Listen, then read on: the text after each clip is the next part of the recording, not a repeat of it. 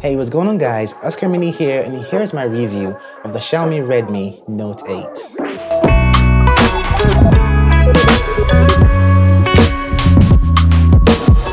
But before I head into the full review, be the cool guy or girl who clicks on the subscribe button and also clicks on the notification icon to stay notified around here. So without taking much of your time, yo guys, let's get started.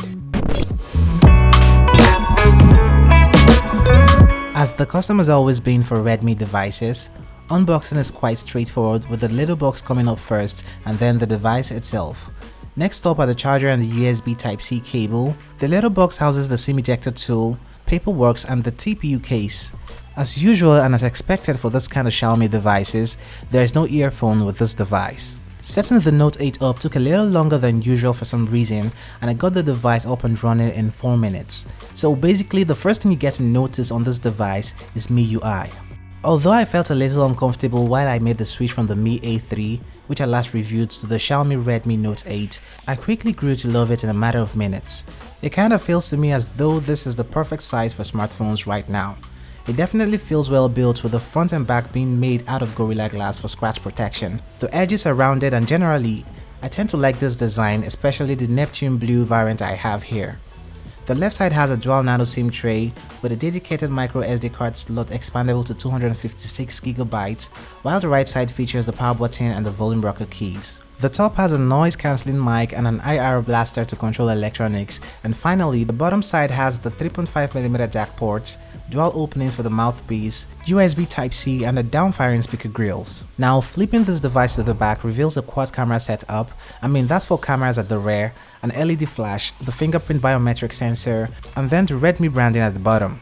We're gonna get back to those cameras in a bit. Over to the front, you get to see the 6.3-inch LCD panel with a water drop notch and a chain big enough to house the Redmi branding once more. Now, notifications can be easily spotted at the top left corner, just like what you have on the Mi A3. I remember seeing that tiny notification LED at the bottom side on the Note 7. So basically, as far as design is concerned, I really do love the Redmi Note 8 as much as I did the Note 7. Anyone definitely can tell they are family.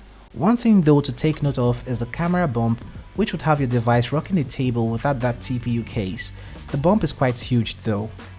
The display is an LCD panel with a resolution of 1080 by 2340, and the screen to body ratio on this 6.3-inch display is approximately 81.7%. The aspect ratio is 19.5 by 9 and it's got a 409 ppi density. Now these are all specs, but for a real life use, it is pretty much bright outdoors and colors pop on this display. Hence, you'd get an amazing media consumption experience. Well, if you pixel peep, you'd notice it has a sharper display rendition than the Mi A3, and that's obviously because of the more pixels here. Other than that, I personally would pick the warm looking AMOLED panel on the Mi A3. Streaming video on the Xiaomi Redmi Note 8 is capped at 1080p, and as with other Android devices with this notch kind of design, you can crop into YouTube videos as for a more immersive experience. Don't worry, you eventually get blind of the notch if you're coming from a notchless device. So back to the camera.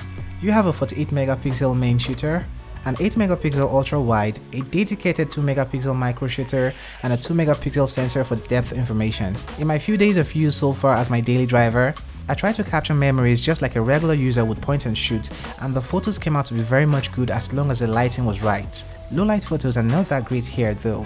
From the front facing camera, dynamic range is fantastic as seen. Check out these images.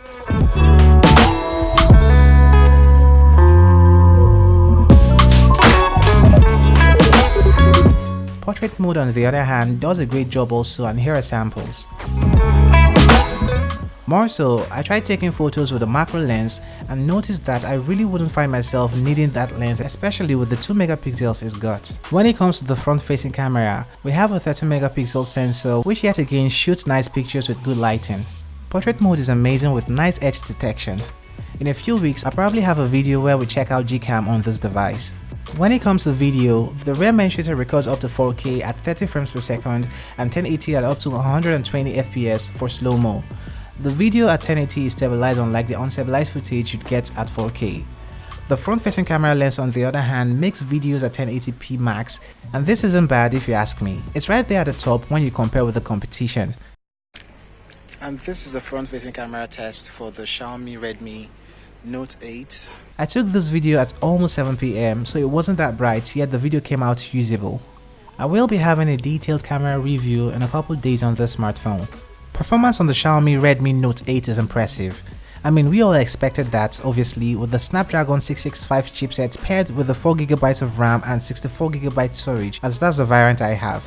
You can also get variants as high as 128GB ROM and 6GB of RAM, or as low as 32GB ROM and 3GB of RAM. The OS on here is MIUI 10, which is a Xiaomi skinned version of the Android 9 Pie OS. It feels smooth most of the time, and performance is something you would hardly beat at this price point. I've basically only tried out PUBG here, and I will be publishing a gaming video in a few days for this device also. Some additional things you'd love to know about MIUI is the dark mode, which switches a lot of native apps into the dark mode except for the messaging app. To get the messaging app to dark mode, click on the menu option and select enable dark mode, which is the 5th option from the top.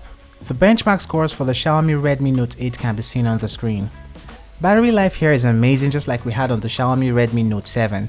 You get a 10W charger included in the box, but the Note 8, which has support for an 18W charger, comes installed with a 4000 mAh battery, and I was able to charge it up in 1 hour and 54 minutes. As far as battery is concerned, this device would last you through a day's use. Price is one deciding factor when getting a smartphone, and that applies to the Xiaomi Redmi Note 8. I got my 4GB and 64GB unit for 63,000 naira, and that converts to about $170 or 8,000 pesos. For this price, this is definitely worth every dime. So what are my thoughts on the Xiaomi Redmi Note 8? If you are coming from a lower device and need something that does a little bit of everything averagely well for $170, 8,000 pesos or 63,000 naira, you might want to check out this smartphone. But if you already own the Xiaomi Redmi Note 7, I don't necessarily see a need to upgrade to the Note 8. And there you have it, my detailed review on the Xiaomi Redmi Note 8. Do let me know your thoughts in the comment section, as I'd love to hear from you guys. Do not forget to like, share, and also subscribe to this channel if you haven't done that already. Other than that is goodbye, and I'm gonna catch you in the next one. Create that day.